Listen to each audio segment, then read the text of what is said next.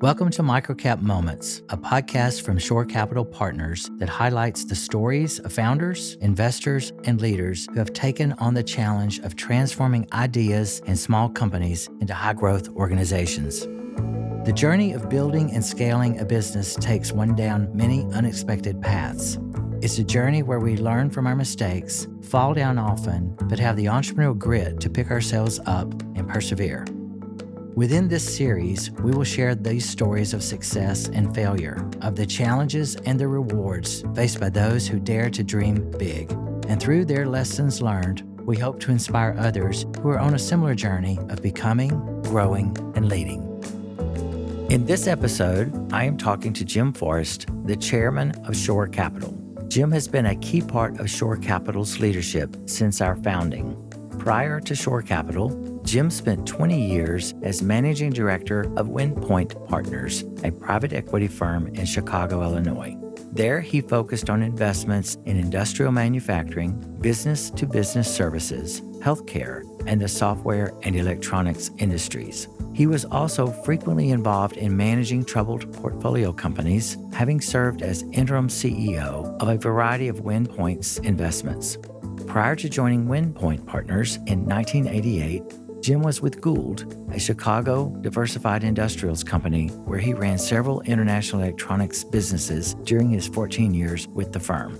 During his 35 years in venture capital and private equity, Jim has served on approximately 40 boards of directors, ranging from startups to companies with revenues well over $1 billion. Jim's focus in all his investments is to identify emerging customer needs in attractive markets and subsequently developing defensible strategies for growth, the ultimate foundation for wealth and job creation.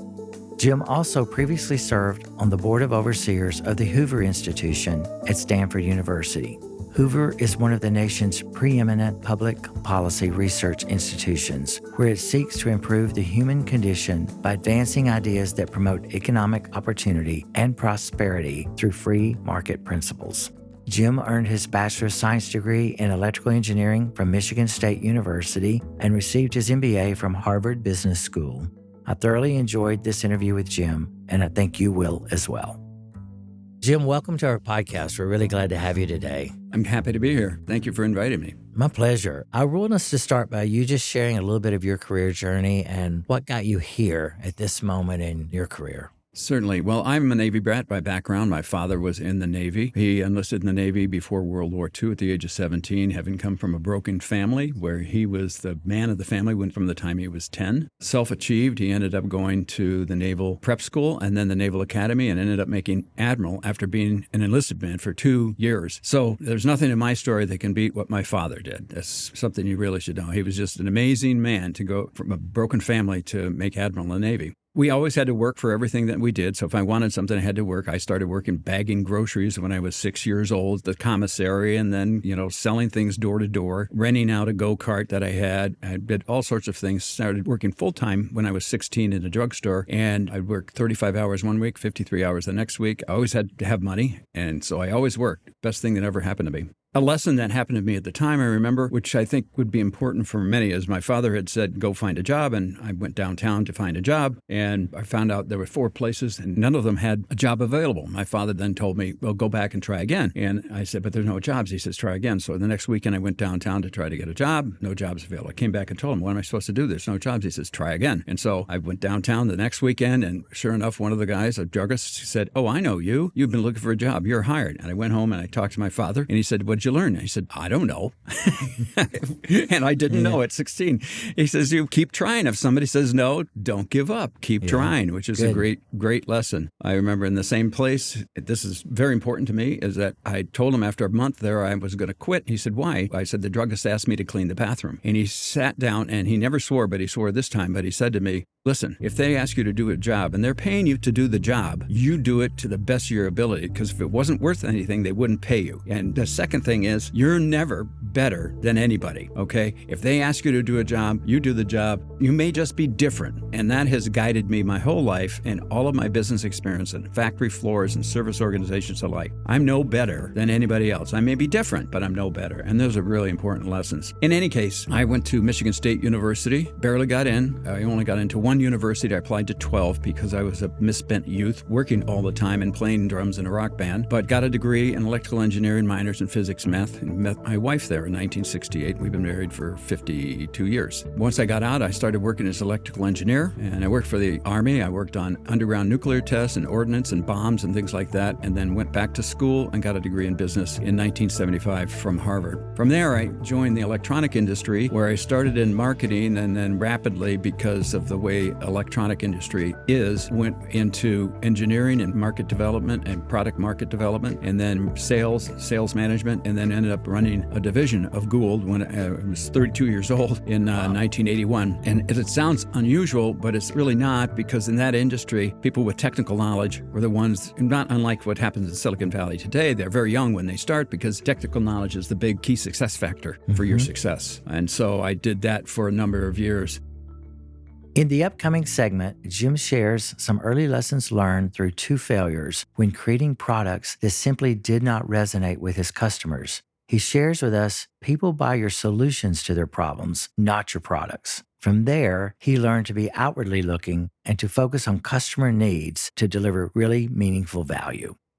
There were a couple of things that I really learned at the time that I think is important for folks to think about. In 1980 or 81, we were developing 2 new products and keeping them totally secret to ourselves. One was a strip chart recorder used for doing ECGs and things, and the other was an XY recorder. We thought we could take this system and compete against Hewlett-Packard. So we developed these 2 products in secret, and then we took them out to the market and showed them to our potential customers. And the customers who looked at the XY recorder said, "That's an interesting product, but why would I stop buying from Hewlett-Packard? You don't have a price or competitive advantage. There's no reason." And so our hearts fell. We'd spent $2 million developing this, which is a lot of money at the time. Wow, sure is. Fortunately, my boss was in on this thing as well. We also were developing another technology, kind of an oscillographic recorder. We came out, introduced it at a trade show, showed it to our customers, and said, "Look at this, isn't this great?" And they said, "That's pretty interesting. Who's going to buy it?" And I said, "Well, you are." "No, I don't think so," all our customers said. And so we had 2 complete failures. So what did I learn at the time? What I learned at the time is don't care about products. It's really interesting about technology. And I think you said something to this effect in a recent comment you made on LinkedIn, Michael. But products are not what people buy. Solutions to their problems are what people buy. You're absolutely right, Jim. And when I eventually joined the venture capital world, I began to realize that don't think about hot products. Those are interesting, but they better come with a customer list of 25 people who have said that it's so compelling to them that they can't exist in their business without it. Now, you've got something there. Doesn't mean you're successful, but if you have a list of 25 customers, and that means you're outward looking. And so all my life in business, I have been outward looking. I'm not focused so much on the inside of a company. I'm always focused on the outside. What do customers think? What do customers want? And how can I fulfill their needs? That's an excellent perspective. So I wanted to ask a little bit deeper question on some lessons learned, because you've scaled leadership from running a department to basically running the company. If you were to reflect on 1 or 2 ahas or leadership lessons that you could share with our listeners in your journey, what comes to top of mind for you from a lesson learned from a leadership point of view?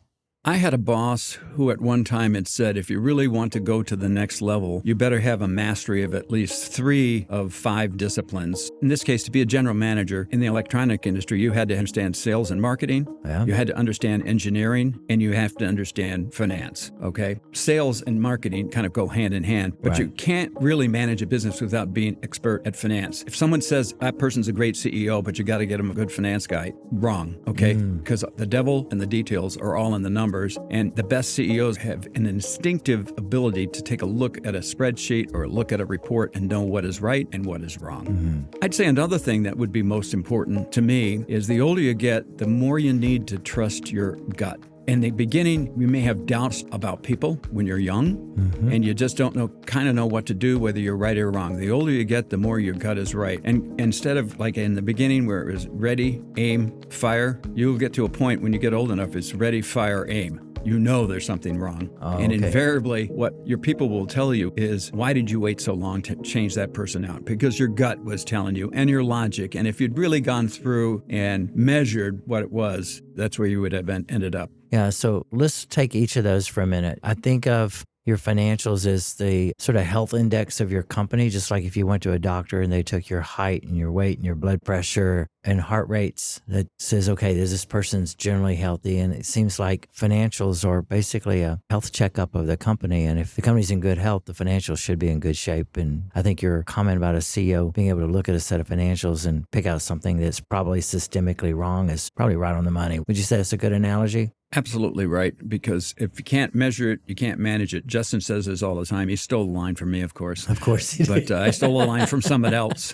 My other favorite line, which I use in business, is I've had young people come up to me and say, geez, Jim, you know so much. How do you know so much? And I said, well, my favorite quote was from Walter Wriston and from George Bernard Shaw, I believe it was. And that quote was, good judgment comes from experience, but experience comes from bad judgment. Yeah. And so those two examples I gave you about how wise I am now regarding being focused on customer needs instead of focused on product all come from good judgment comes from experience. Experience comes from bad judgment. I know this because I screwed up. Sure. But fortunately, I didn't get fired because the whole organization screwed up. We did it together. Your example of as you get older, you go with your gut is really a testament to years and years of insight and years of making good and bad choices. Your instincts and your intuitive knowledge almost becomes your driver, don't you think? I would agree. It becomes second nature. I suppose it's almost like on an athletic team, a running back running a route or a basketball player shooting a three-point shot. It becomes a practice, makes perfect. Understand what you did right, understand what you did wrong. One of the things that attracted me most to Shore, for example, I'm a process engineer by background. I mean, everything you do in engineering, or for that matter, physics, or for that matter, anything, is mathematical and it's process-oriented. And when I met the guys and they had the barbell theory of how to invest and a process by which they wanted to follow, even though compared to today it was rudimentary, I identified with that very much because, you can get a good burger at Burger King, but you can't always get a good burger at Burger King because they don't run their processes with the discipline that McDonald's does. Now, McDonald's may make a slightly inferior burger, but it is always the same, and it's always going to be made exactly the same way. They take the same inputs, they add value, and is yielded as a burger that people like to eat. And so process is everything. The same thing isn't true whether it's in urgent care. The same thing is true whether it's making technical equipment, whether or not it's running our autism clinics. Its process is everything. And so I fit here perfectly. In this next segment, I asked Jim to talk about the early days of his time with Shore Capital and how he helped shape the firm that we have become today. So you started to touch on some of the things that attracted you to Shore. Let's talk about those early days at Shore, some of your input and involvement. You mentioned you like the barbell theory, but let's just go a little deeper in those early days and some of your experiences with our four founders and how you helped shape what Shore has become today.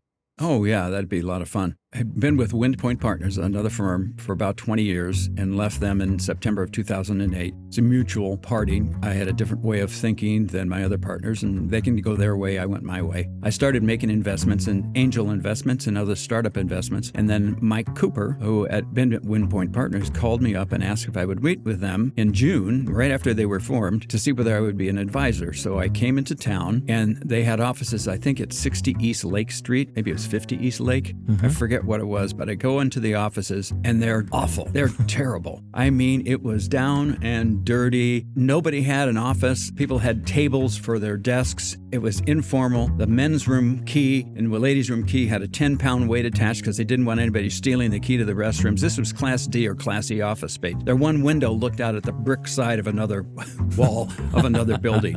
And I walked in, coming from the venture world, and said, this is the greatest. Because what you find in venture is some people raise a whole bunch of money and then spend it on offices instead of spending it on the key success factors to get them to the finish line. And these folks, these young guys, were working their butts off, not taking any salary at the time. They had a strategy. I love the vertical market strategy that they had. They were living hand to mouth, and they weren't spending money where it didn't need to be spent. I remember seeing pictures of them 3 wide in a, not a Spirit Airlines, Southwest Airlines, going on a due diligence trip. Everybody did everything. They all also, at the time, and I agreed to be an advisor. And then shortly thereafter, they asked me whether I'd be chairman, and I asked them what that paid. They said nothing. I said, perfect, because I don't want a job. But I started coming to Monday morning meetings just to see how they were, because I hadn't invested any money yet. Just look at the way that they ran their business, and I was quite impressed. And so I invested in the first business that we did, which was great, and have been around since then. So, Jim, you've left an important mark on Shore. You mentioned meeting with these 4 fairly scrappy young men in what was Class D office space. As you started working with them, tell us some of the ways that you helped really shape the overall direction for the firm, because I know you've had your fingerprints all over it. So tell us a little bit about that.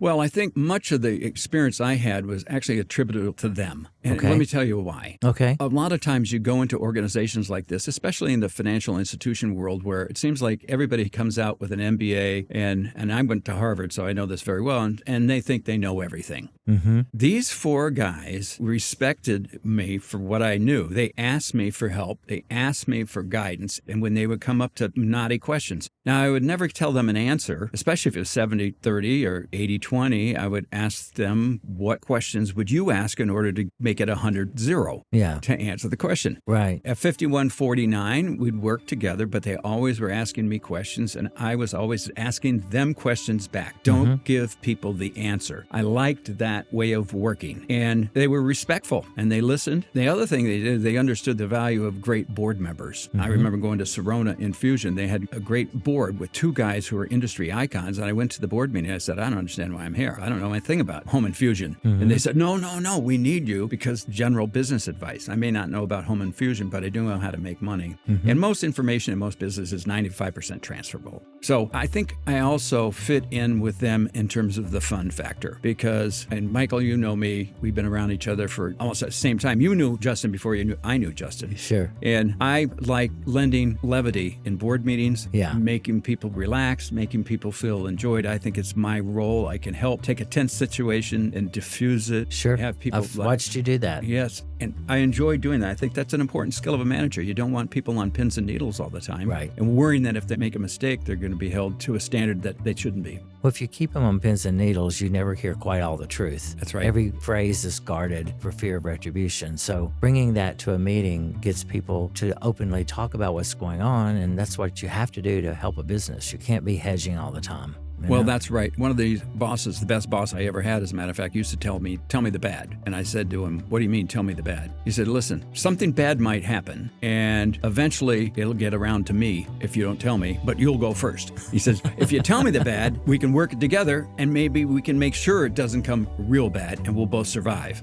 He says, I don't care about the good. The good takes care of itself. What we need to work on is the bad. And that lesson has stuck with me the whole life. When in our boards, in our companies, having folks be comfortable enough to tell you the bad, then we can work together as boards and as managers to solve the problems of the business. And I think that's something that we emphasize at Shore through the openness of these board meetings. The board meetings we have are unlike almost any board meetings I had in my previous partnership. Yeah, I tell folks that being an entrepreneurial leader, when you focus on the bad, is kind of like chewing glass. You get to do it every day. And after a while, you get an acquired taste for it. In the upcoming segment, Jim shares some of his insights from the boardroom, both in his advice to first-time CEOs in working with a board of directors, as well as some advice for first-time board members. I love the phrase, learn to ask questions. Don't be telling the CEO what to do.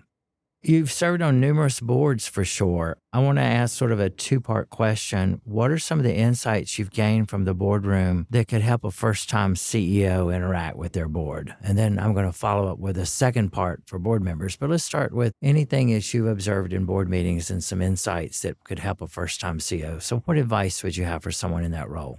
Everybody who's on your board is there to help. Nobody joins the board at zero compensation, zero, other than perhaps upside and some options, without wanting to make the company successful. They're not there to criticize. They're not there to get you fired. They're there to help. And so take that at face value and use the skills that each one of them bring. And everybody brings something different. Use the skills that they bring and ask them questions, follow up, interact with them. They're not the enemy. They are there to help. And I've yet to see a situation in Shore where I've seen a board member try to undermine a management team. I've yet to see one. Nobody does it. I haven't either. That's a good one. And sometimes that's a hard lesson learned because I'm sure first-time CEOs, you've got all this high-powered knowledge in the room and you're a little nervous anyway. And so a good reminder is be open and honest and transparent and let them do what they can do best, which is help you and see perhaps how they could share some of their own lessons learned so you can avoid making the same mistakes they've made perhaps. That's right. And that's where I think the lead director and the partner for each deal come to bear. They need to coach the new CEO that this is the case, to reach out to the rest of the board as appropriate, especially during crisis periods, but also every day. When you have a question, you can't answer it. When I worked for a large corporation, we had a department for quality, we had a legal department, we had a human resources department, we had all sorts of big departments in these big companies. Everybody has an internal resource. When you're running a small company, you don't have that. Right. That board is there to provide that essentially for free.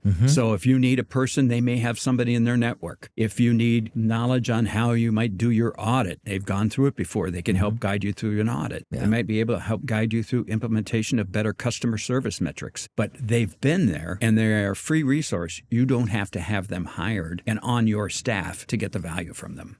It's a good point and good to remember. So I told you I was going to ask the reverse or inverse of that question. So while board members have such great intent, many come from much larger experiences and we're in microcap. So what advice would you give a first-time board member coming on a Shore board that could help them be their best self in that boardroom at a Shore company? Yes, take the time to meet with the CEO so that they understand where you come from, what your background is. We take it for granted often that they know who you are, and often they do not, especially in some of these larger boards where you may have 6 or 7 outside people, and that becomes more difficult. The other advice I would give to every board member, and some more than others who will go unmentioned, but ask questions. Don't be telling people your opinion, your thoughts on what they should do. So true. Oh, it's So just, true. When you tell people what to do and they do it, then you own it. And we don't want that.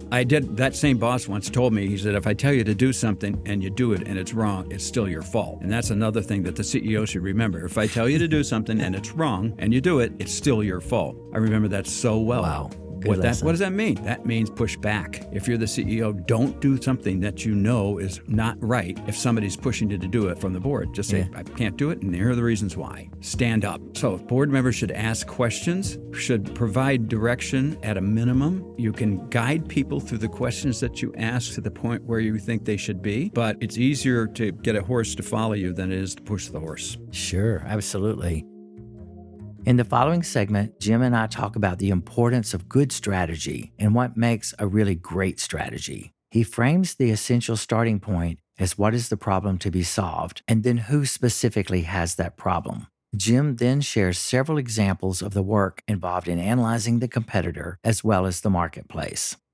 So Jim, we've known each other well over a decade now. You have a very keen eye for strategy, and it's such an important part of what we do at Shore because we're as much company builders as we are company investors. And so strategy and execution here go hand in hand to create real enterprise value. So would you share some of your insights with our listeners of what makes good strategy and your point of view? Certainly. Every opportunity that we end up addressing to build a business starts with a problem that needs to be solved. Everything is a problem that needs to be solved. People don't go to urgent care because they don't have a problem. They go to urgent care because they have a problem. They don't, for that matter, go to a restaurant because they don't have a need. They go to a restaurant because they have a need. So once you perceive a market opportunity, again, not a product, or maybe it is a product, somebody brings it up. Once you perceive a market opportunity, the first thing you have to do is validate, do customers really exist that have this issue, have this problem that needs to be solved? So you have to do your homework in terms of understanding market. And to me, a market is a group of customers who, when faced with similar buying circumstances, will behave similarly. You've heard me say this 100 times. Sure. There's no wheelchair market. There are sub-markets within wheelchairs, sports wheelchairs, heavy wheelchairs, airplane wheelchairs. So define your market very precisely and then define the problem that it is a customer's ask you to solve. Once you've decided that this actually may be a real opportunity, then you need to aggregate the number of customers. How big is this? How many are there? What is the price sensitivity? What are the other issues in the marketing mix that you need to understand for customers?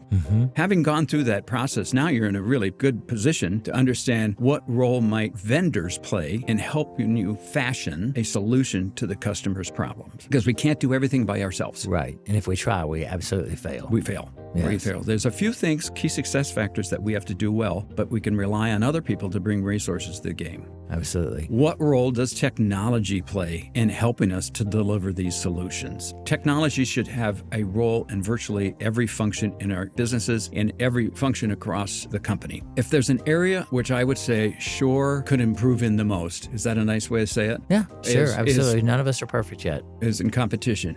I'm going to relate a story that occurred to me when I was first manager, and this has stuck with me. Electronic industries used to have 18-month product cycles. If you miss a product cycle, you're out of business. And also costs would come down by half. It's Moore's Law every 18 months. So the company that I was running at the time, we beat Hewlett-Packard, a different story. They dropped out of our market. We were very happy, and all of a sudden there's a new Japanese entrant called Watanabe, and they were taking share from us. They were selling basically a very similar product, maybe 90% of our performance for about 70% of the price. And so we were losing share, and we were losing share to the big auto companies and aircraft companies and all sorts of other folks. And we kept thinking they were dumping. But I always believed in understanding is the art of war, right? Understanding the competition. And so I started at that point in time, I had been at that point in time visiting every competitor I had in the world. It was a worldwide business. And you may think that's funny, Jim, how could you visit?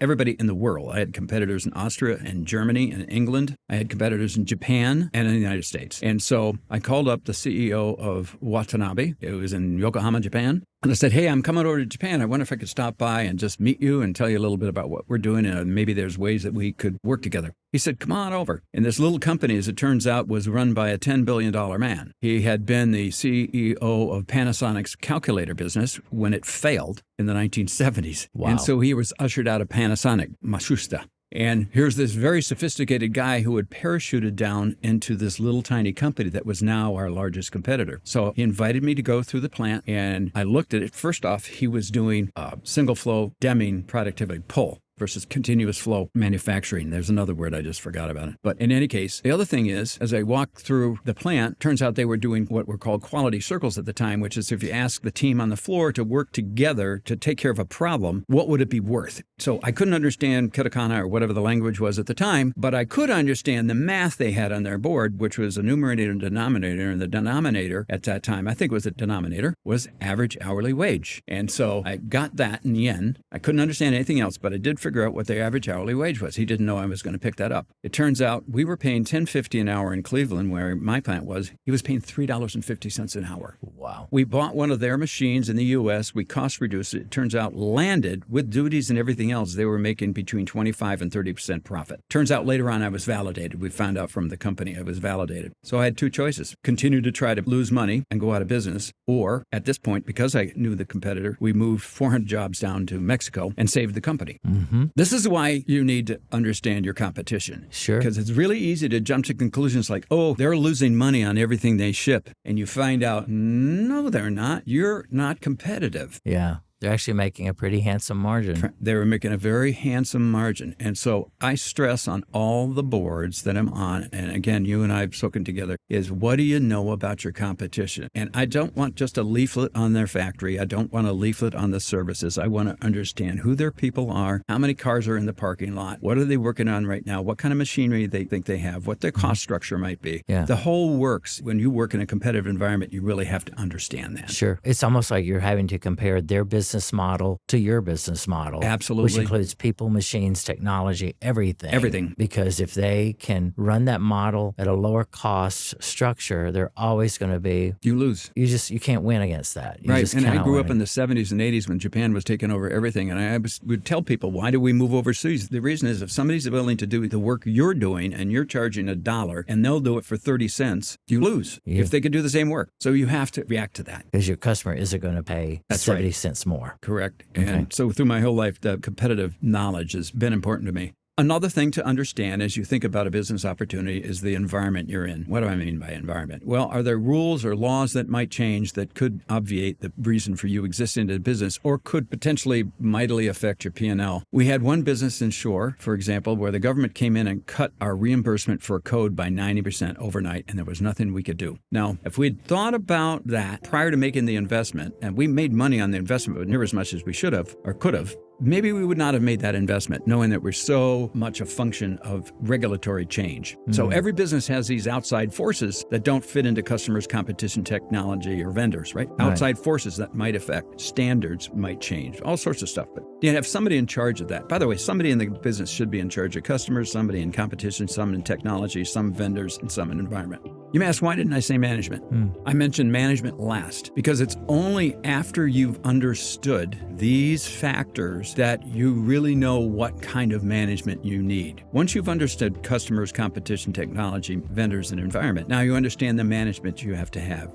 What distinctive competencies must you have inside your firm to pull off the strategy, right? And what are the key success factors to pulling off the strategy? So those are super important. Sure. And as you may then recall, once we do these things, out falls the marketing mix. You got it. The marketing mix is a function of what you learn of all these things. So the customers need this kind of a product, embodying this technology, delivered in this kind of a fashion, at such and such a price, etc. You will have validated your strategy, and the marketing mix reflects that. If you want to analyze a competitor, I'd say at the same time, look at their marketing mix. That will tell you their strategy. It tells you about the products they want to offer, the pricing, where they want to sell them, who's going to sell them for them, all the things that you need to know on the outside. But then you got to get inside the competitor too. In our final segment, I asked Jim to define what makes a great company. He talks about a continuous focus on the outside to define what the customer really wants.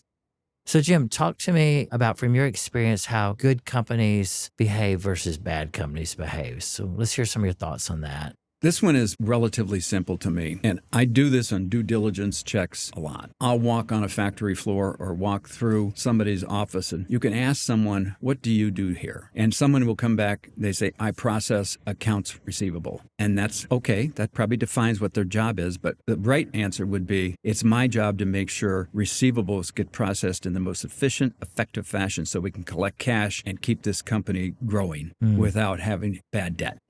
You might ask somebody, what's your job? And they say, it's my job to run the lathe. Whereas the job actually is to deliver good parts to the customer.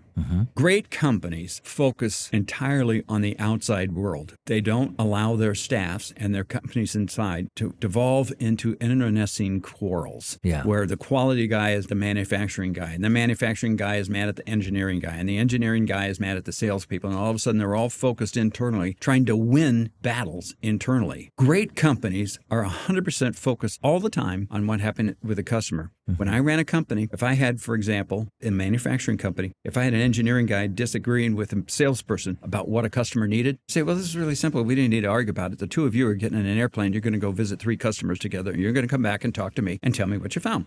Every time we would do that, we would come back with the people in agreement and having realized they were just misinterpreting each other, but now they understood what the customer really wanted and we could deliver it. So the outside focus in a company should be 99% of the people, maybe 1% whose job is to empty the trash can. You can't describe the job in terms that's meaningful to the customer, but even that you could probably. Sure you could. Well, I like your example of the person who's processing the accounts receivable, because in your answer of the correct job, you really focus on not what am I doing, but why it matters to the company in a bigger picture. And I think when people understand not just what they should do, but why it matters in the bigger scheme to the customer and the market, that's when you win. That's an excellent point. I had never thought about it in quite that context, but you're right. Because it's like, I don't just move part A from left to right, but by my doing that, this is how we impact the business and our customers. Then you've really got someone who's really bought into success of the business. That's right. And goes right into what you teach so well, which is mission, vision, and values. Yeah. And if you stress in those values, what we need to do for our customer, what we need to do in our competitive environment, and what our mission is, and all of that, it's super important to the success of the company. Absolutely. You had, on one hand, and I've always said, those things are complementary. They're two sides of the same coin. Absolutely they are. And so I have a process which I follow through. The other part of the process that I follow through, of course, is is once having had a strategy, then you have to do a plan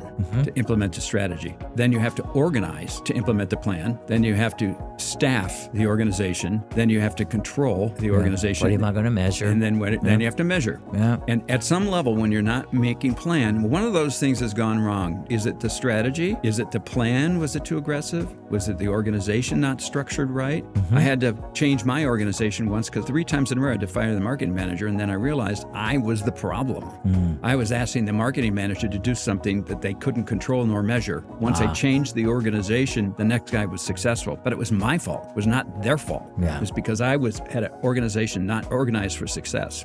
Good point. Good point. And that's another good point too, as a manager, is you have to own your failures. The beauty of running a company is, if it works, you get the credit. If it fails, you're responsible. But, pick yourself up, dust your hands off, and go forward doing the right thing. Own it and go forward. Jim, it's been such a delight to have you today, and I've so enjoyed the conversation. I know our listeners will as well. Thank you for giving us some of your time and for sharing some of your stories about Shore. Thank you, Michael. I appreciate being invited, and I've got lots more stories for another time.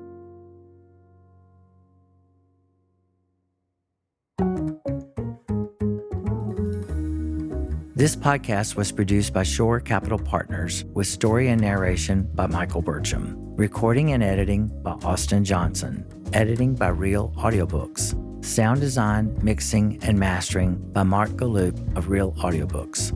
Special thanks to Jim Forrest for joining me for today's discussion. This podcast is the property of Shore Capital Partners, LLC. None of the content herein is investment advice, an offer of investment advisory services, nor a recommendation or offer relating to any security. See the Terms of Use page on the Shore Capital website for other important information.